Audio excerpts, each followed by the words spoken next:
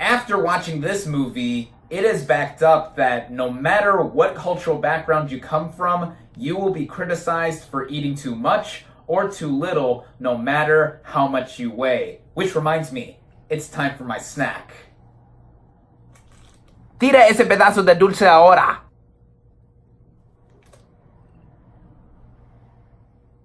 What is up, everybody? Random Man here, bringing you my review for The Farewell.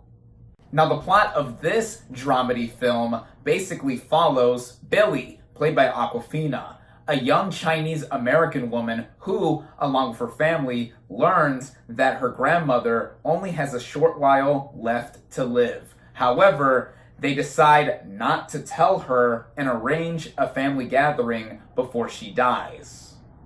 Going into this movie, I was really interested in seeing it, though I have stayed away from the marketing of this film. I haven't even seen a full trailer for it. What mainly got my attention to see this film was when it premiered at, say it with me now, the Sundance Film Festival back in January. Yes, this is yet another film from that fest that has got me hooked just from it getting rave reviews both at the festival and, as of late, with it getting near universal acclaim.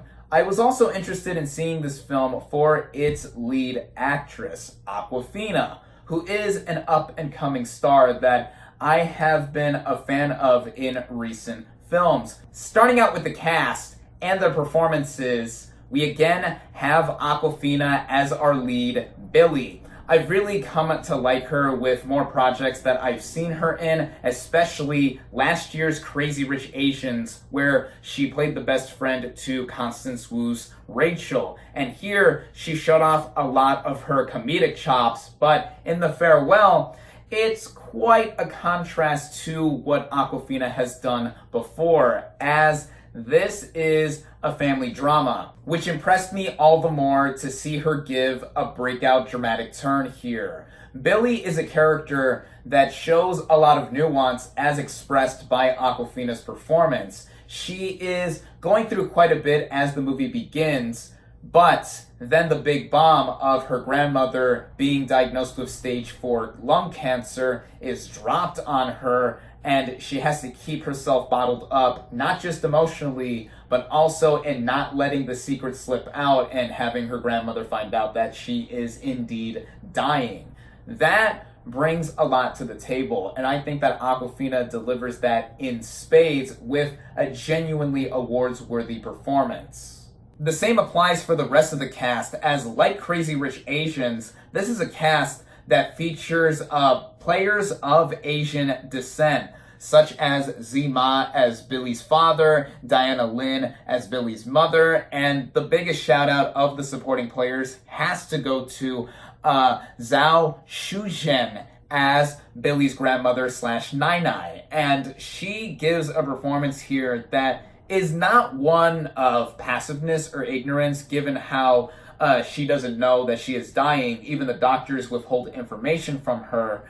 She gives a performance that just goes in the way that feels so naturalistic in being the grandmother of this family. And I absolutely love the scenes between herself and Awkwafina. So I think everyone here is excellent, but of course, the biggest shout out has to go to Awkwafina.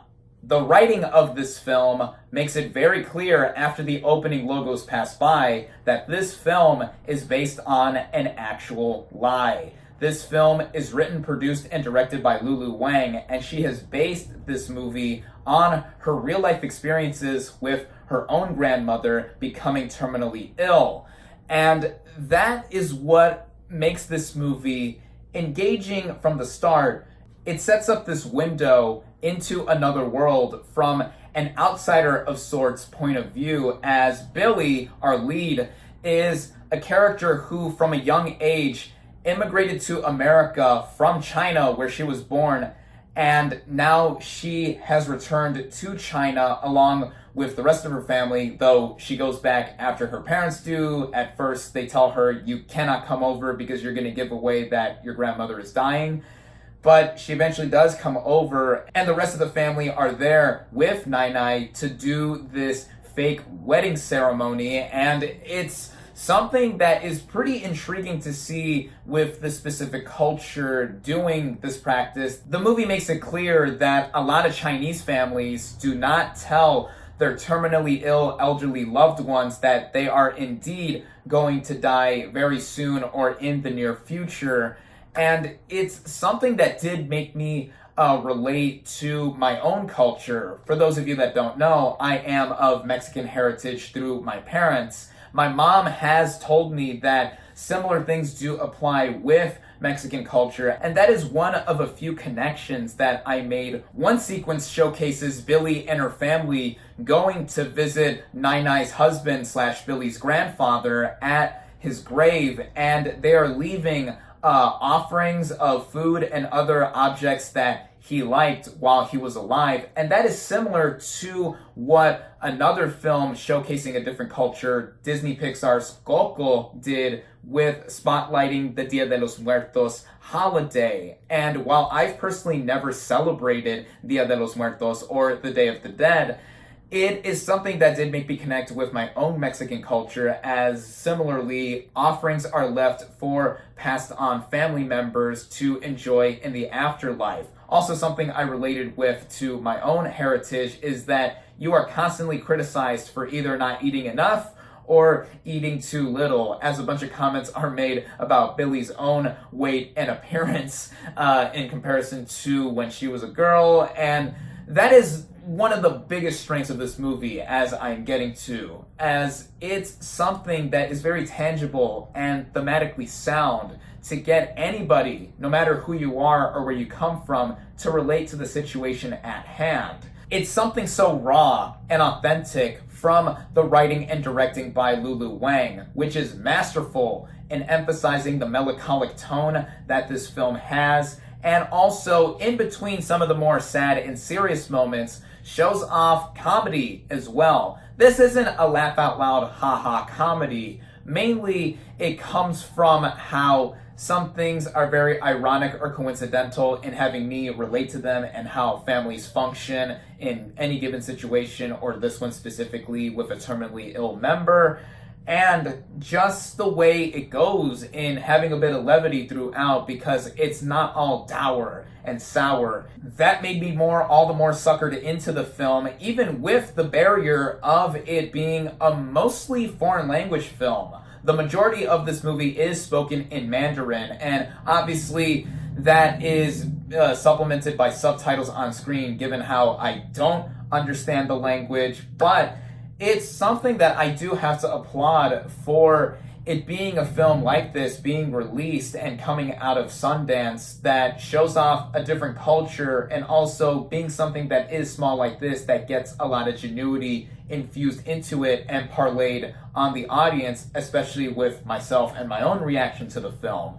And it is something that Lulu Wang has emphasized in real life, that she wanted it to be as real as possible from how she perceives her own experiences that this movie is based off of, and that's also something I have to commend the filmmaker herself. Other praiseworthy elements do go into the technical merits of this film, and for a movie like this that is small scale, it does have bursts of beauty with how it looks and the overall aura and feel of it I got while watching it. The cinematography of this movie is beautiful, even in its most subtle of ways. There's this one moment in the film that occurs in the rain, and Billy and some other characters are holding umbrellas that are colorful, that contrast the more dark and lack of hue background, that I thought was a nice moment. And it also goes in the way of how this movie is strung together through editing, the music, its overall pace, which brings me into its hour and 40-minute running time, which I thought ran briskly, as this isn't a long film in the first place. And if I have to go into any issues I had with this movie, it mainly goes in the way of some scenes feeling like filler. Not that they dragged on, but when it specifically goes to the fake wedding sequence, there are moments in between that do feel like are in there just for the sake of backing up how much of a good time people are having there, and just it showing off the wedding in general, just to have everything surrounded around Nai and her not knowing what's going on really. So with that, it's really something that I think will be beyond my mind upon rewatches with this film, as the way this movie is shown off with its own themes and just the overall feel of it, it is emotionally uplifting by its end. This movie, as sad as it is in concept, and it does have a lot of powerful moments in between that do strike up some responses, it's something super life-affirming, and I think just about anybody who watches this film will get something out of it, and I have surely thought about this film ever since it has finished. I even stayed through the entirety of the end credits because this movie gave me a lot of food for thought, and even coming home from the theater, I still had a lot to ponder about. And that's a testament to how impactful this film is. This movie will surely stay with me long after I have edited and uploaded this review, as this is now one of my favorite movies of the year thus far. I loved The Farewell. I highly recommend it. My final verdict for The Farewell is 4.5 out of 5 stars.